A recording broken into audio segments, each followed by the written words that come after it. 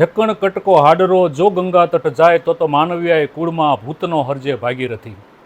પવિત્ર અધિક માસ ચાલી રહ્યો છે અને હમણાં અમે હરિદ્વાર ગયેલા. એટલો બધો માનો મહેરામણ દર્શન કરવા, કોઈ ભાગવત કથાનું પાન કરવા, કોઈ ફરવા હરવા, આખું હરિદ્વાર ગુજરાતીથી ભરી ગયું છે. અને દરેક ઘાટ ઉપર તમે ગમે ઘાટ ઉપર સ્નાન કરવા જાઓ ને તો ત્યાં એક વસ્તુ તમને ખૂબ જોવા મળશે, એની મારે વાત કરવી છે.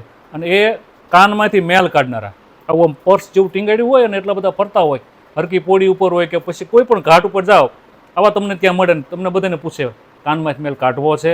એમાં એક જગ્યાએ, આ તો હાસ્યની વાત છે, એક દ્રશ્ય મેં જોયું, એક માજી બેઠા બેઠા કાનમાં મેલ કઢાવતા હતા.